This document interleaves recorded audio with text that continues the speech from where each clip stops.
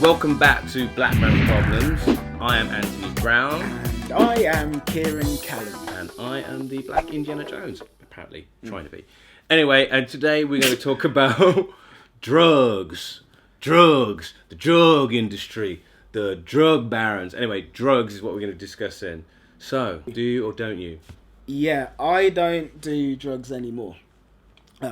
I've basically given them up. And when I say drugs, I mean like illegal drugs and even things like Illegal alcohol. drugs too, yeah. Yeah, even alcohol as well, because alcohol isn't healthy. But I do have a bit of a history. I actually started taking drugs when I was 17. That's quite a young time to start as well. Yeah. Because your brain's still kind of developing, isn't it, when at that age. So to start taking drugs then can have implications later on. Like, but carry on, it's alright. Alright, I guess I'll tell you the story. Well, basically,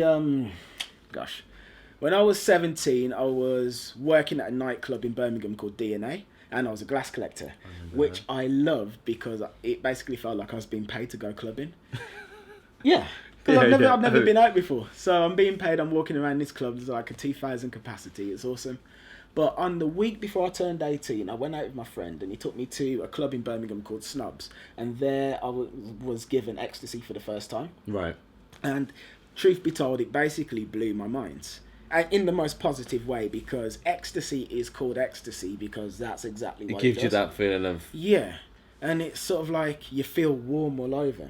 And you feel like you can talk to people you couldn't ordinarily talk to. You feel like everybody's a potential friend.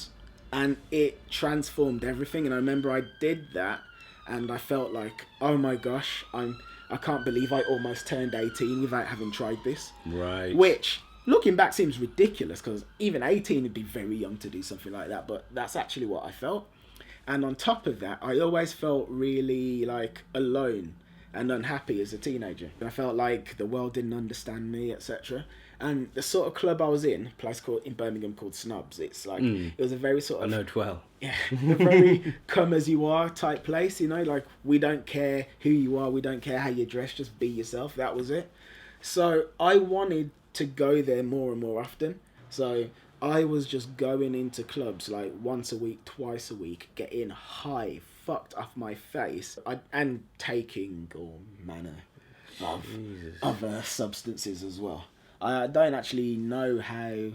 I don't know how I didn't get caught. Like, I would be in there and I'd always be like painfully aware of the bouncers at all times. Like, my brain was always scanning. I was wanting to know where they were. But I'm high at the same time and drunk as well. I'm drinking a crap load. I'm high. I've probably had other drugs as well as the ecstasy. How did you get from that time where you've been taking them to where you are now, which is like a more positive outlet and being clean, not only of illegal drugs, but legal drugs as well? How did you get from there to here? Alright, because number one, like, while drugs make you feel amazing when you're on them, afterwards you come crashing back down to earth. And I mean crashing, like crashing. Anyone who's had a hangover knows exactly what I'm talking about. But a hangover is nothing compared to the come down you get from ecstasy. Oh, fuck me.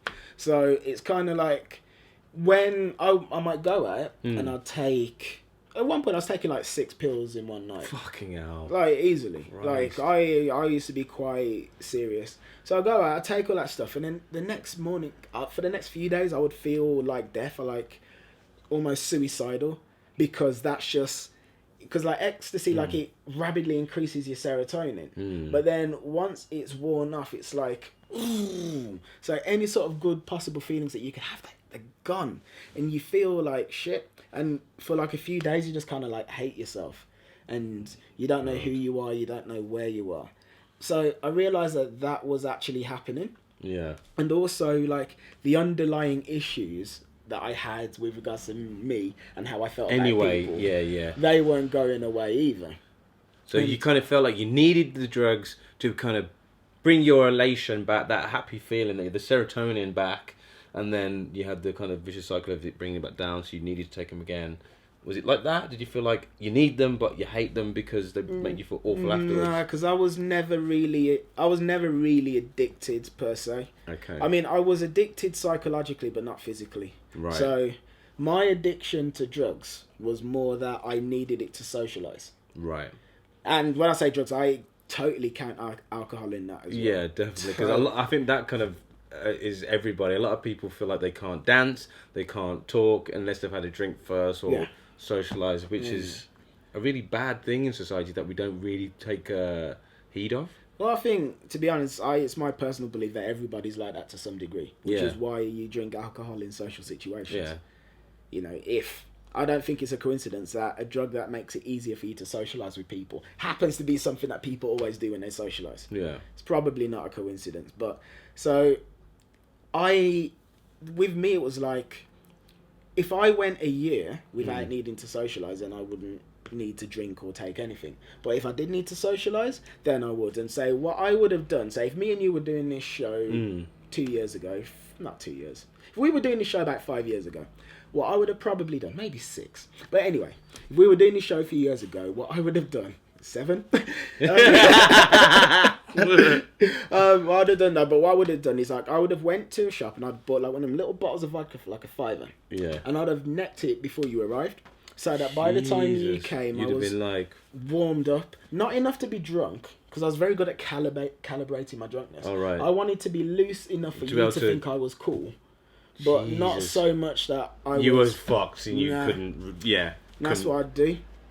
But knowing that that's what I was doing, just like... You know, you're lucky you got out of it, because some people don't. They end up as drunks.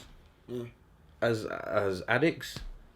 Well, like I say, I think the lucky thing for me is that, well, for me, couple of lucky things really. Number one, I've got a strong will and like I don't give up on things.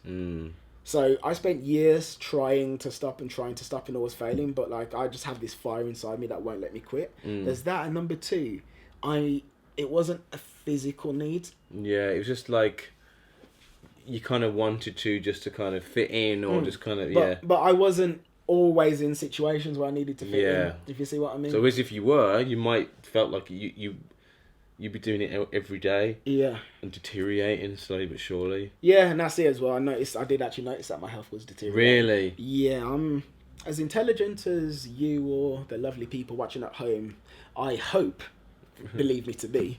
I used to be smarter when I was younger. You said this to me before. You were like, you've noticed the difference, the change. Yeah, although since I've quit stuff, like I can feel my brain like sort of creeping back. So hopefully it will once again reach the stratosphere of where I was when I was 18. But yeah, I felt my brain diminishing. I felt my body diminishing, and I had to stop it. What do you think about like when people talk about legalizing cannabis? Because they say alcohol's legal. Why isn't this legal? It's a herb, and all that kind of thing. What are your thoughts on that? I think everything should be legal. Why? Because is it like in Portugal where like I can't remember what the rule is exactly, but they've legalized a certain amount of things in that country, and it's kind of brought down the death rate. They've decriminalized stuff. So basically, it's kind of like, this is what I think, right? So I think anything is probably not too bad in moderation. Right. So just because I took crap loads of ecstasy and had it damage my health, that doesn't mean to me that nobody should be allowed to take it. Like people should be able to do what they want with their own bodies. That's why we let people skydive. What can you get from skydiving except for not dying? That's like the only... Yeah, that's true. Yeah. Like just don't die. If you don't die, that's success.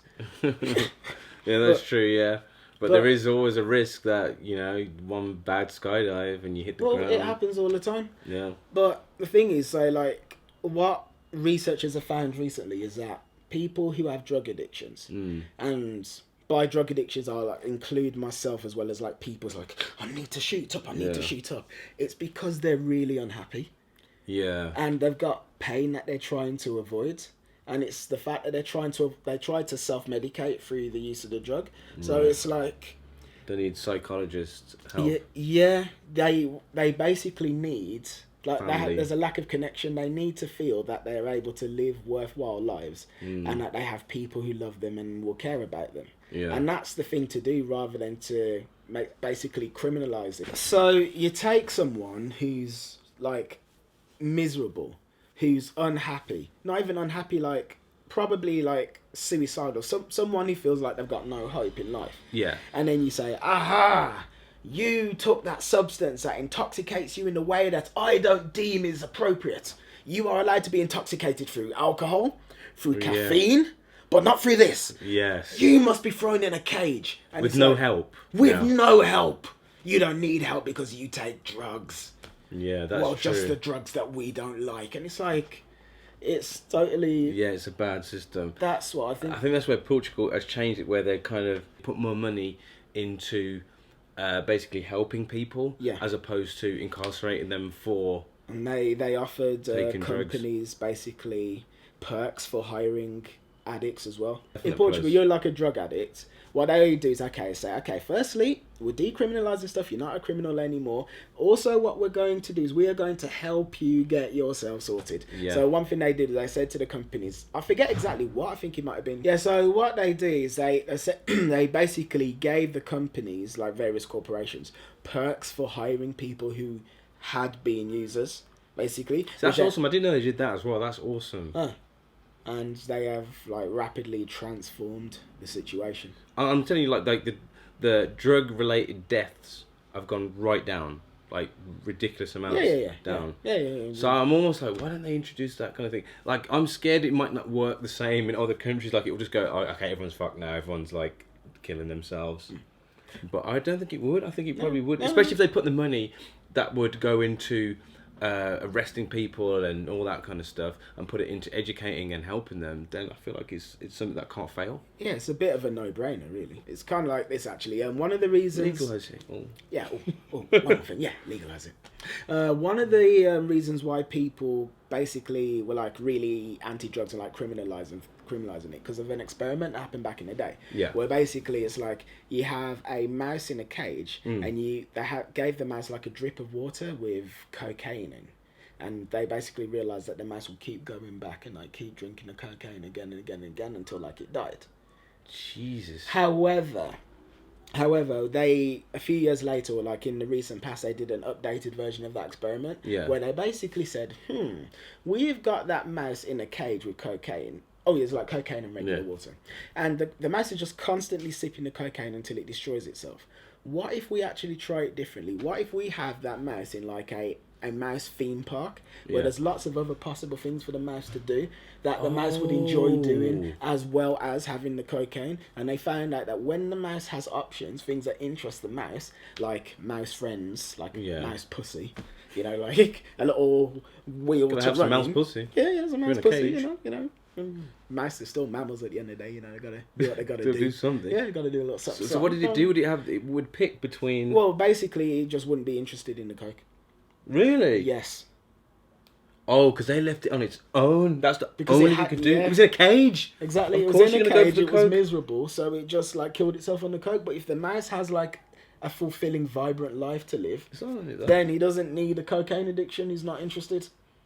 So the implications for that for people, well, Give us a theme park. yeah. Get me some mouse bitches up in here. Well, I'll take human bitches. That Yeah, too. he can have his mouse bitches. I'll though. take anything. I'm all about human female. That's just my thing. I'm not into You bestiality. can be any race, any creed, any colour, as long as you're human. Yeah. Or unless you're like Captain Kirk and he has alien bitches. Yeah, that's And Captain. cool. That's James. He got James, green that's, bitches. That's James T. Kirk. That's you know. James T. They Kirk. That nigga do what he fucking wants, man. Take alien bitches. Nigga, green that's and Captain shit. Kirk, nigga. That's Captain Kirk, motherfucker. Okay, on that note, I guess we'll leave it there.